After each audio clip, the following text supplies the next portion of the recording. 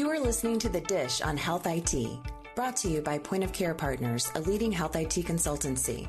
Each episode will feature a rotating panel of senior consultants and guests who will talk about trends and innovations in health IT, while also highlighting how organizations can leverage these advances to solve their business problems.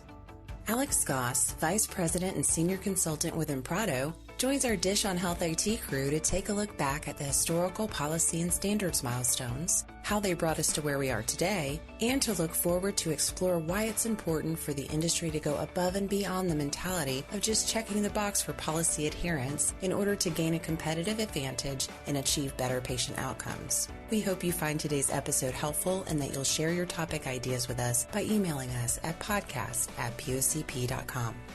Hello, everyone, and welcome to The Dish on Health IT, where we break down and discuss some of Health IT's biggest news, most exciting milestones.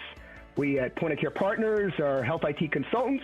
We work across all stakeholder groups: payers, healthcare delivery entities, pharma, health IT vendors, HIEs, and government agencies. And we're viewed as an independent, trusted party, the Switzerland of consultancy. I'm Ken Kleinberg, practice lead for innovative technologies, your host as we continue our journey here in 2021, where we feature Point of Care Partner experts as well as leading industry guests.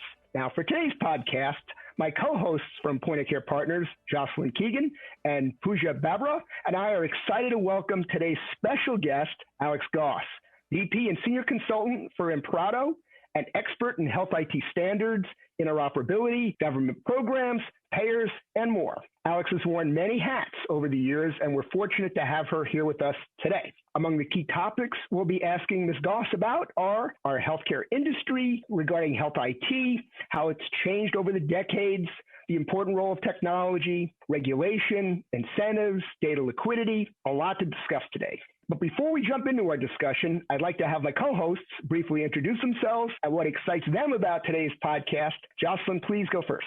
Really excited to have Alix here with us. Jocelyn Keegan, I'm based in Boston and the payer practice lead for Point of Care Partners.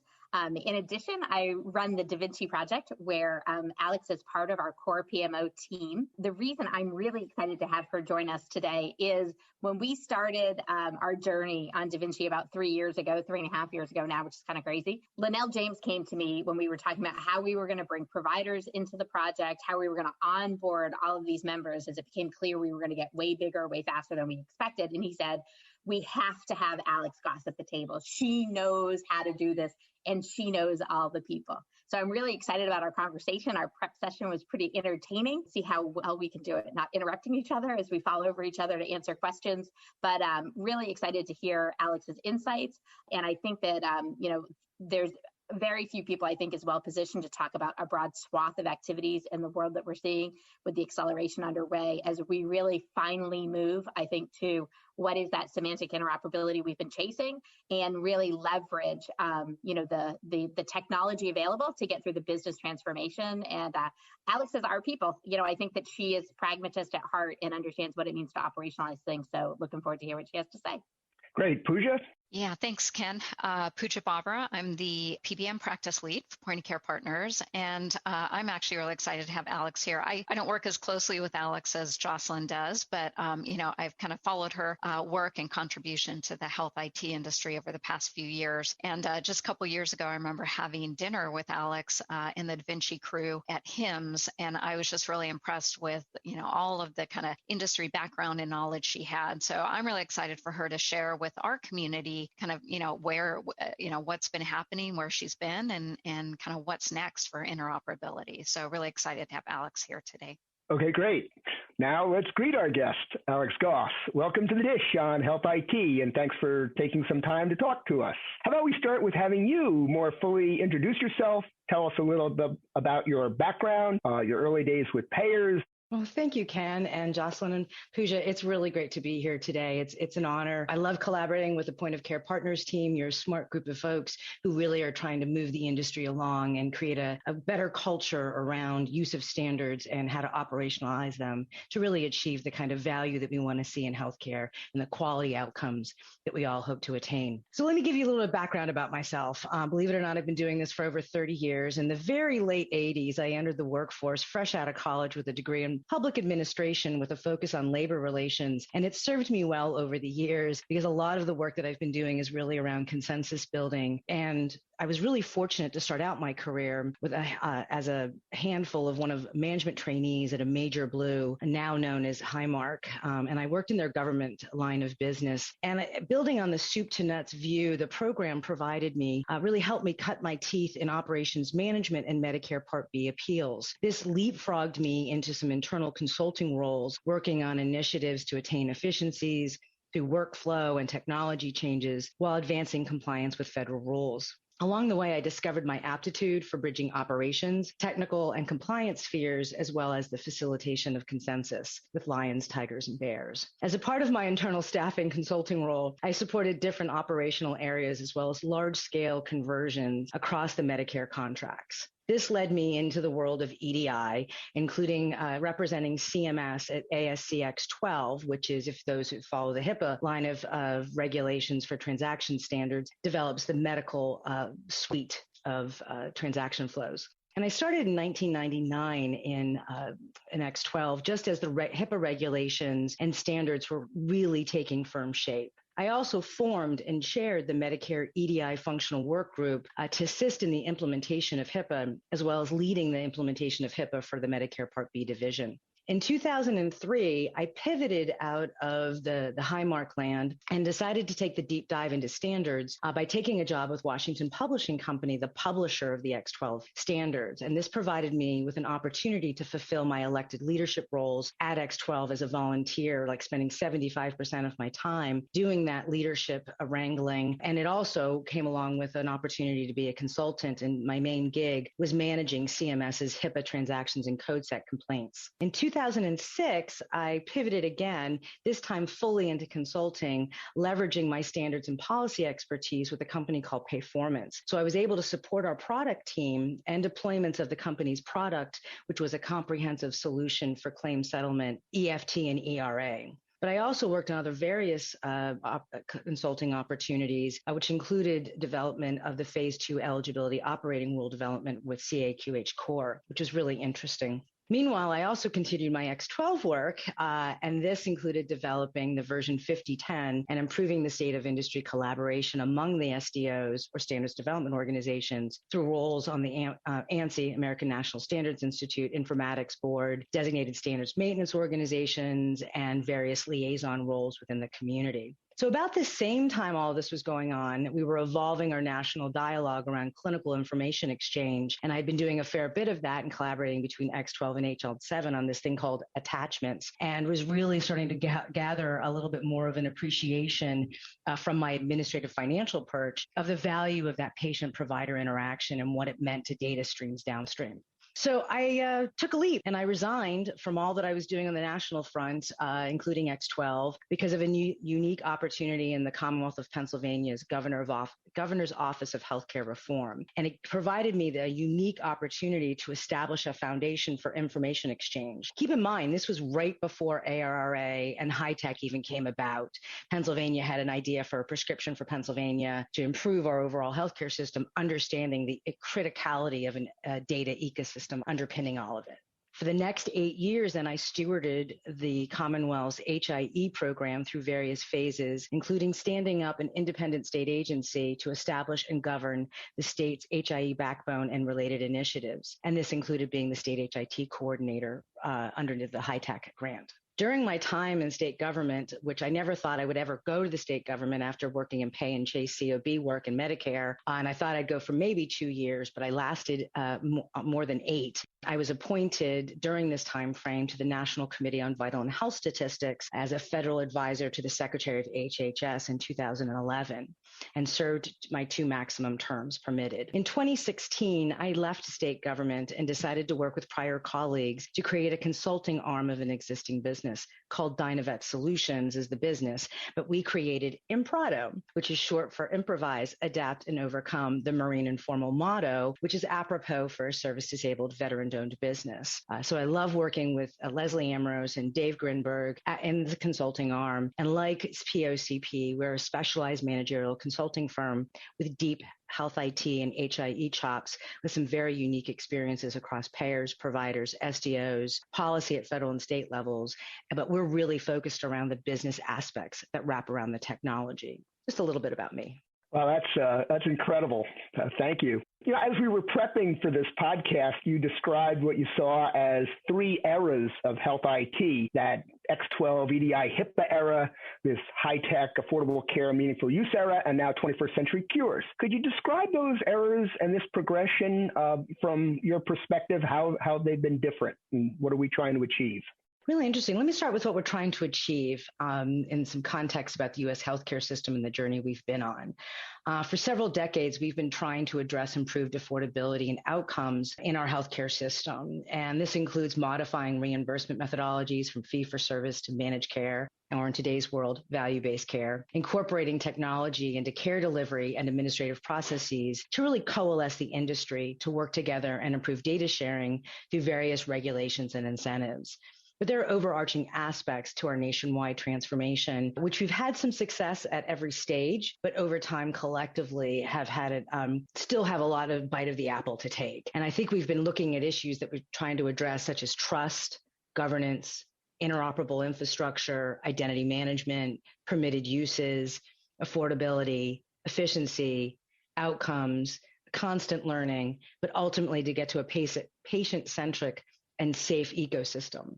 So in other words, it's about the right data at the right time for the right patient in the right formats. It's that game of Clue that Jocelyn likes to talk about. And along the way, we've really gone from this, and I like to say the dawn of HIPAA in 1996. It's hard to believe it's like beyond the legal age for drinking. We've been doing HIPAA. We got HIPAA because the industry, in my opinion, was challenged with self-regulating and being incentivized to really do the right thing to embrace standards like other industry has taken on. And so in 1996, we set off on a journey that really forced us to be on a trajectory as a nation in our information exchange for administrative simplification. So think of that as really governing or establishing pharmacy and medical standards along the way in the 1999 to 2003 timeframe. Then we rolled up our sleeves and trying to make all of that work and realized that we really needed to bring clinical aspects into it. So we started working on, thanks to the Bush administration, the American Health Information Community, or AHIC, which led us into really figuring out what does clinical data exchange need to look like. And interestingly enough, we got a lot of that memorialized under the High-Tech Health Information Technology and Economic Clinical Health Act of 2009. Followed on the heels of that, we got the Affordable Care Act, which people like to call Obamacare, but ironically, it was a lot of what we did under Bush. But anyway, in 2010, we got that one. And then in around 2015, we got MACRA, the Medicare Access and Chip Reauthorization Act, which really was establishing a robust quality payment program, changing the way Medicare rewards for clinical value over volume. And this continued our journey with really culminating most recently into our sort of landmark legislation with 21st Century Cures that came about in 2016, which really promotes and funds the acceleration of research, but also along drugs and medical device development, helping with the opioid crisis, but also gives us Section 4000, which is really apropos to what we're talking about with health IT and HIE around certification programs and giving us, ONC, another platform to advance the body of work, as we've seen more recently with their final rules in March of 2020. So I can dive a little bit deeper into that, but suspect maybe we would like to banter a little bit more about those various tools in the toolbox that have helped us bring the industry in together to lean in deep on standards and think about now how we can connect everything, because we had HIPAA that gave us admin simp. We kind of nibbled along the way, and now 21st Century Cures is really bookending all of that and forcing us into this intersection of clinical administrative data all around the patient. Yeah, it's great. Thanks for that perspective. Let's dive into 21st Century Cures from a more technology perspective here. This excitement around FHIR APIs and rated standards, is it really innovative? And then we'll also bring in Jocelyn and Pooja here. But Alix, please, what do you think? Do I think it's innovative? I think that has to do with what your definition of innovation is. Because if you're in other industries, they're thinking, yeah, not so much. But for healthcare, we're so complex with the variability of all the data elements that we need and the uniqueness of all of us as individuals and our health statuses that are affected by a variety of, our DNA, our social determinants of health, and that uniqueness adds to the complexity. And so our current transaction evolution to adopt FHIR, I think, is going to provide us with greater flexibility throughout the entire process. I think of it sort of as like FHIR is the way we're going to bridge a whole bunch of problems. But I think that EDI is not necessarily going away. There is a tremendous engine in today's marketplace that's using EDI, and it's gotten into our DNA of our architectures, our business decisions, the way we do things. And we like to adopt new standards, but where we always fall short is doing the cultural transformation of workflows as opposed to sometimes the check the box mentality. And so I think there's room for multiple tools of standards in the standards toolbox, but we need to let the market shake some of that out in the way that works best for them and respects the historical investments as well as their go forward strategies. Well, Jocelyn, with your extensive experience with many FHIR accelerators, what are your thoughts here? I think that Alix has done a great job of sort of laying out sort of how we've gotten to where we are. And I entered healthcare about 10 years ago when really MIPS and macro was first taking off and worked for one of the large payer provider portal companies that was actually owned by Highmark and a number of other blues. So I think that at the heart of what we're looking at is we're at this tipping point, right? And that there's been all these incremental sort of evolutionary investments and all of them. I think there's a lot of negativity, right, about why isn't healthcare further along? But I think that point that Alix makes about sort of the business transformation that's required to get beyond sort of the check the box mentality, I think that there's a number of things that have happened, both from a regulatory perspective, what we're seeing out of 21st Century Cures, what we're seeing out of regulatory action and proposals that are coming out of CMS is really, I think, building on the benefits of all of those things that Alix has just described to get us to a point where we're really, at least for the party of the willing, right? There are going to be people that are going to need to be pulled along, that we're really starting to grapple with and solve not just the complexity around, how to do this at personal health data level via API instead of these large batch files, right? But also how are we removing sort of, I would say, the disincentives versus creating incentives. And there are so many drivers to that at this point in time, right? Because it's not just about the rules and it's not just about, the laws that have gone into effect. It really has to do with if we're not doing this, if we're not figuring out how to make value-based care work, what is our alternative, right? Based on the current cost structures and the paralysis that we'll have if we can't free this clinical data so that we really can start to change behaviors.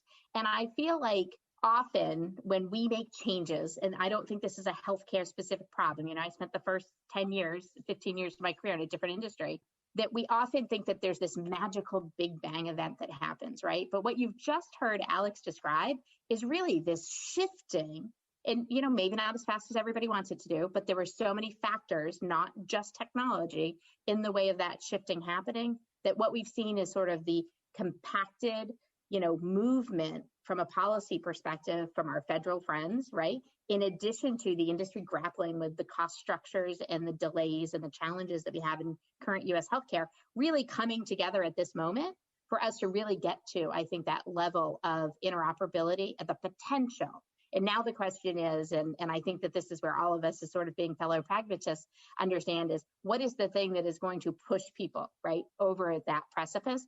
And honestly, the last year that we've all been through, right, and the experiences that we've had with the pandemic and watching COVID sort of splay open all of these current weaknesses in our ability to exchange clinical data, to be able to let people see what their actual benefit coverage is, for people that are fierce competitors in a particular regional market to be able to share information easily, for us to be able to roll out vaccines at scale, right, across our public health infrastructure. There could not be a more compelling business case for why it's imperative that everybody shoves themselves collectively over that precipice and that we get to the point where people are actively implementing and picking up this stuff and doing it for real. I think with the additional entrance, right, of the big players, and I know we'll get into that a little bit more, into the market, that what we're going to see is really that transformation. I think that everybody's been holding their breath and waiting for it to happen. As data starts to free, as more players come in, The people that don't move and don't react and are slow or going to do the check the box exercise are really going to put themselves at a competitive disadvantage in the coming years. Probably not this year, but 2 to 3 years down the line, their ability to be able to share data is going to limit, right? If they don't have it right, it's going to limit their success in the market. Pooja, you've looked at these issues from the patient care and alliance perspective. Well, what are your thoughts? Yeah, so, I do kind of bring that lens of how do we make it easier, right, for the patients to access their data, to share their data with whoever they need to. And I do think that, FHIR APIs actually get us to that finally to that point that it's easier for patients to actually download their data, and it does open up just a whole nother kind of area that we haven't been before. Alix mentioned kind of the previous, with meaningful use and all that. And I remember as a product manager, in meaningful use stage 3, and we were trying to figure out how to meet that requirement of the patient to be able to view and download their record. And I remember, the way we were doing it, I was thinking, this is not very consumer friendly, right? I mean, yes, you can download your record, but if you can't understand it, then what's the point? So I do think that we're finally getting to the point with having some of the technology, some of the standards to allow it to be easier for patients and us as consumers, not only to download our information, but also to do those searches, right, on price transparency. How much is it going to cost for my prescription? Things like that. The first thing I did when I found out that, the iPhone, you can now download your patient record, is I did that for my mother-in-law. She's 85 years old. We often have to go to the doctor. We're constantly, refilling out forms and, stating what medication she's on, things like that. Having that record on my phone just makes it so much easier. So I think, we are definitely catching up to other industries where, we've been able to do things on our mobile phones for a long time, but it's nice to see this kind of transition. And I do think, from an innovation standpoint, just from the consumer lens, we're definitely getting to that point that, we are seeing some of that innovation actually take place and is going to help the consumers. All right, thanks. All right, next question for you, Alix. Let's turn more to the payers here. Are they embracing these changes? Are they hoping it's going to go away? Are they doing the least amount possible just to check the box? What do you think? Oh, I think it's a very mixed landscape out there as far as organizational opinions and corresponding strategies. We do have a great divide in our payer community in the sense of there's a spectrum there. We have some who are just only going to come along when the axe comes down and penalties are likely, but we have other ones who are just pushing the envelope and to some degree pulling folks along, whether they're in the Blues family or in the commercial payer community. And I think that to some degree, like we've heard a lot about provider burden, but I think there is a landscape in the payer community that they feel overburdened and has its own compliance fatigue. I think there's also skepticism. There's the long of what might change, of what might work, and are we still trying to put 10 pounds into a 5-pound bag of compliance obligations? That skepticism, coupled with the longer term sort of trust dynamics in payer provider community, plus the sustainability themes for payers and beyond, because their business models are changing rapidly as well. And so they're starting to look at having to consider things with different lenses than they ever had to, because they're that pay-rider, combination payer-provider kind of bigger business organizations. But I think there's also the history of our past approaches. There's some resistance and some market share protections that has trained us as an industry to wait for regs and incentives to create movement. And there's way more check the box mentality than I'd like to see. And it'd be great if we could take these policy and regs that win standards and look at them as a solid foundation for a business plan on which we grow and compete, as opposed to just check the box. And I've been watching this really be a dynamic since our HIPAA implementations. We needed HIPAA to get us all going in the right direction because it was the Wild West out there. And then we just created this unintended consequence, maybe a Pavlovian sort of dynamic of waiting for that incentive to come about. But yet I'm really optimistic that I see, especially under the FHIR accelerator community, the group of thought leaders who've been on this journey as well for decades and want to call it different. And they're leaning in and putting their money where their mouth is and really trying to make it a stronger course forward for all of us based upon the historical challenges and experiences that we've had. Now, Jocelyn, with your experience with the DaVinci Fire Accelerator, this payer-provider collaboration, what are your comments about this thought that the payers are burdened as well? I think it's a completely fair point. And I would tell you, when I talk to folks sort of outside the industry, they ask what it's like in healthcare. We've joked about this in the past. I see a freneticism and sort of a workload right now. And I think that there's a couple factors that are at play here. I think that to Alix's point, there's a lot of entrenched operational support and infrastructure in place that's been running, right, to run EDI for a number of years. And that there's been minimal and attempts at doing clinical data exchange with payers, but because of those historical, really more combative relationships between payers and providers, that hasn't moved forward. We get to see in DaVinci, on a daily basis, really where those relationships are changing, right? And that you are seeing sort of that party of the willing, that clue dynamic, which payer with which provider is at a point in time in their trust relationship and their contracting to agree to exchange clinical information more at scale. And that's been game changing. And, of course, the backdrop of sort of the feds really leveraging the progress that we're making on DaVinci, is you can't put too fine a point on that. But I do think that, there's waste across the board and there's different DNA out there across the players, and the people that are positioning themselves to really leverage these modern APIs and to really transform their organizations and how they work and how they view their relationships with their provider partners are the folks that are going to come through that curve faster. And, not surprisingly, we're seeing it with a lot of the smaller folks that have very significant Medicare Advantage lines of business. And that it's been really fantastic, I think, to watch really our colleagues at CMS really use payment reform in CMS as a giant lever for the rest of the industry to really drive transformation. And I think if the responses, because I read most of them, to the most recent bird reduction rule that was proposed in December are true, people like where the industry is headed. They want more time, right? Because they have so many regulatory obligations to make, but that people fundamentally agree that we need to change how we work together as an industry, and that those relationships need to move forward into more collaboration to really support, the needs to free up time and direction for providers to provide more care, but also for the payer's role as part of a care team, helping to help our most vulnerable populations actually do better and get better care and get better outcomes is the way forward. That's not to say, holistically, there's no Pollyanna-ish conversation.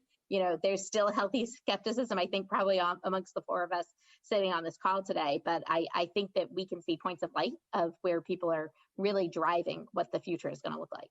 Now, Pooja, you've looked at these issues deeply from the NCPDP and PBM angle.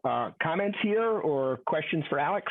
Yeah, well, I do want to go back to something that Alix said, and I think, you do see the gamut, right, amongst payers of, there's some that are literally just going to check the box, there's others that are forward thinking, but I think it's a whole transformation in the way of thinking. And today, payers are not used to opening up their data, and just some of the payers we've been working with, it's been interesting to kind of hear the internal conversations that are going on when we come to them and say, okay, here's what you need to be doing, here's how you need to be thinking about it, because they're not used to sharing data. They're not used to opening up their data to others. It's this whole kind of, we're flipping this whole model of how they're used to working. And I think, Ken, you asked about the PBM space. I think it's the same thing. On the pharmacy side, we're not quite there yet where we're looking at APIs and things, but we need to be, right? And how do we make it easier for data to be shared? How do we make it easier for patients to access their data? That's all coming on the pharmacy side as well. But the other thing I just wanted to bring up is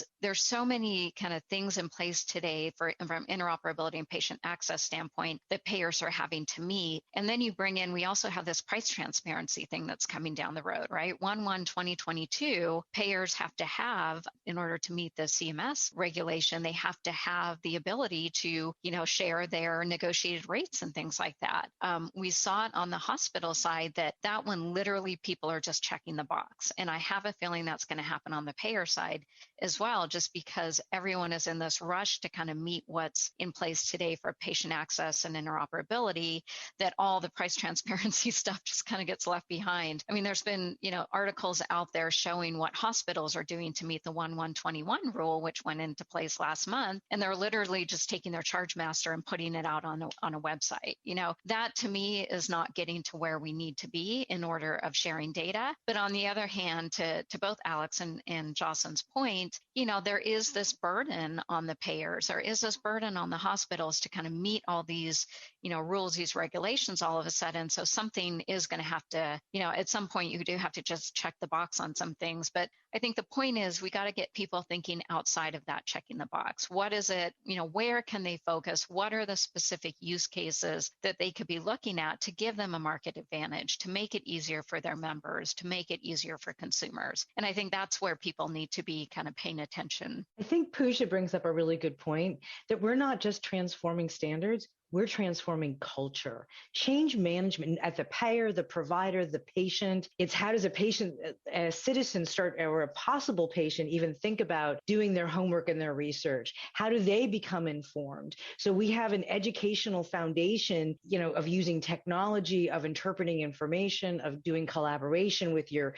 payers, your providers, your benefit plans, and your family budget to kind of stitch all this together from that perspective. And then the complexities of this is the way we've always done it, or this is my market share and this is how I know to protect my market share for payers and providers. It's really complex. And I've seen the territorial dynamics, whether it was HIPAA, whether it was high-tech, or in the HIE land in particular, every state and region, and you guys have done a tremendous amount of workload, analysis in the HIE space, and have probably seen these models that have had to homegrown in all the various territories and states to be able to figure out what's the negotiation that you can achieve to get to brokered deal about how to at least move the needle on health information exchange. So I think Pooja's comments about this history of payers and the cultural transformation is always one of our shortcomings in the implementation efforts that we've undertaken, at least that I've seen in 30 years. So Alix, you speak of negotiation, and now we're looking at change. We got a new federal administration. How do you see this playing out over the next few years? Will we see more regulation? What's in our future here? Well, I think one of the things that I'm extremely optimistic about, especially from the perch of spending 8 years at the National Committee on Vital and Health Statistics and also as a state HIT coordinator, the public health infrastructure has been duct taped together and underfunded for decades. And it is amazing the work that people have done at local, county, and state levels in partnerships with the CDC. And it's also amazing to me how much the commercial sector will rely upon registry and public health information like birth and death registries for think about life insurance as an example. But there are a lot of people who use the data, but very few people who help support the public health infrastructure. So I think that we're going to see a lot of transformation in the public health space, and I think for the good. And I think we've already started to see some of those opportunities with electronic case reporting and the use of FHIR take hold in the federal government. I think having a new national coordinator like Mickey Tripathi is going to really help leverage the implementation efforts so far, but take us to the next round of progress. The industry of healthcare is a huge part of our GDP. What are we still at 18%? But the community itself is relatively small in comparison. And so I think those of us who are playing and rolling up our sleeves and really trying to lean in and make a difference we have a history, and we're trying to build on what's worked and what hasn't worked along the way. And I think that this current mantra of patient-centered healthcare is going to continue, but I think we may reset on some programmatic nuances, but I don't think there's going to be major shifts. Like Jocelyn was commenting about, people really want to see this burden reduction work, and they want to address fatigue and achieve improved workflows and really supporting citizens as being a more engaged driver in their own well-being. And the work that Jocelyn and I collaborated on in the intersection of clinical and administrative data really shows that we have a very bright horizon through increased collaboration. I think FHIR is a key tenet to sort of bridging a number of the issues out there, but I'm not expecting a hard left turn in this next administration. Well, let me ask you, has HIPAA run its course? Are we headed to a post-HIPAA world, and what might that look like? Well, okay, when we talk about post-HIPAA world, I'm going to infer that that's specific to the administrative simplification provisions for the transaction standards, because HIPAA in its 4 pillars of administrative simplification also includes vocabularies, privacy, security, and identifiers. So when we think about everything we're doing in EHRs, it still relies on those vocabularies, the privacy and the security and the identifier aspects. But I don't think you can say that it's going away anytime soon. I think there's still a place for EDI. I just think EDI, if it wants to have such a prominent role moving forward, is going to have to reinvent itself. Yeah. All right. Well, as we look to wrap up this podcast, Alix, any final thoughts, any opportunities, initiatives, industry asks that you have that you'd like to mention here? Absolutely. Get educated and involved in standards development, and when I say standards development, that can be policy, that can be technology standards. And if you can't play on the national level that way directly, you always can offer your public comment on proposed rulemakings. But you also have lots of regional collaborations, whether they're through the chapters of the HEMA or CHIME, HIMSS, or national organizations such as WEDI. We all can influence. We all have experiences to bring to bear, and we all should exercise our voice and to strengthen our nation's trajectory and the agility to respond to all the amazing technology and medical advances that are yet to come. So if you can't get involved directly, then tap into the expertise of those expert folks at POCP or Imprado, because they can inject that knowledge and add to your story, to their library of perspectives from which we influence. Pooja, final thoughts? Yeah, I think, just real quickly on the question you had about, is HIPAA going away? I think the one thing to keep in mind is it's not going away, but it's being added to, right? And as we open up the patient data, the FTC all of a sudden starts getting involved. So it's almost additive, right? And I agree with Alix. I don't think it's going away anytime soon. There's just, that's kind of the foundation for all of this. But I also want to echo Alix's comments. Get involved, I'm of course on the NCPDP board. And I tell you, pharmacy, always kind of, is on the periphery, but we need to start bringing pharmacy folks and pharmacy standards kind of along as well. There's so much, especially, even now, again, going back to the pandemic and the vaccines and the distribution of vaccines, we're now starting to see it end up in the pharmacies, right? So how do we make sure that information is getting fed back into the public health databases? How do we, keep track of all that? There's just so much around, happening around standards, around just everything that's happening in the industry, that we need people's input, we need people's involvement. And to Alix's point, just even comment, come to the table and bring us use cases, bring us situations that you may be in where we can help, with those standards, things like that. So Alix, it's been great having you here. I feel like we could just go on and and looking forward to when we can actually get back together again in the Ubers at HIPAA, at HIMSS, and share our stories. So this has been great. Thank you for joining us. Yeah. Jocelyn, a final statement to take us out? Yeah, sure. I think this is great. And I just love everything that these two just wrapped up with because they're literally reading off of the notes that I've written on my page. I think one of the things that I would just add to this is I think that it's this idea of sort of 1 + 1 = 3, right?